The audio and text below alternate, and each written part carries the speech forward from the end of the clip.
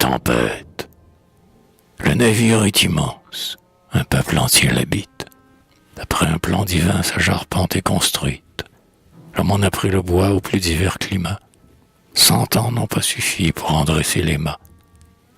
Nul ne connaît son port, son vrai nom, ni son âge. Ses hôtes les plus vieux sont nés dans le voyage. Pourtant un récit vague à leurs fils garde encore les regrets, l'espoir d'un ciel, d'un pays d'or. Et, montrant quel chemin doit les y reconduire, des signes sont écrits partout sur le navire.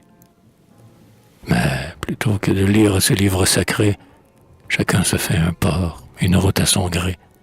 La nef est bien pourvue, on peut gaiement y vivre. Jamais le flot, battant ses flancs doublés de cuivre, n'entama jusqu'ici le vaisseau paternel, et comme il est antique, il semble être éternel. Donc, sans souci des eaux et des vents qui font trêve, chacun poursuit à part son calcul ou son rêve.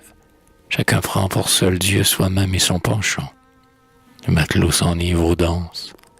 Le marchand compte le gain futur. Et là, comme en nos villes, grondent sous les plaisirs les discordes civiles. Les chefs, aveuglément sur la pourpre accoudés, boivent leur vin dans l'or et font courir les dés. Ils n'interrogent plus la marche des étoiles. Le navire est robuste et vogue à pleine voile. On consulte guère un ciel toujours serein. Ils ont pris leur orgueil pour livre souverain. De l'infaillible carte, ainsi, germant les pages, le plus vain du timon éloigne le plus sage. Or, le seul vrai pilote est assis à l'écart. La discorde et l'orgie attristaient son regard. De son manteau d'azur voilant sa tête blonde, il demande au sommeil de lui cacher ce monde. Il songe, et, par-delà notre étroit horizon, de son père il revoit la céleste maison. Et nul ne s'aperçoit, dans ce peuple en délire, que le Seigneur absent manque à l'humain navire. Et tous sont tous liés, comme s'ils étaient morts, celui qui sait la route et tient les clés du port. Nous laissons tous, hélas, jusqu'au péril extrême, le guide intérieur dormir en nous de même.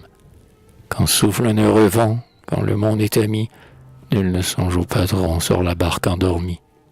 Et souvent une main faible, inhabile, infâme, tient au jour du danger le gouvernail de l'âme.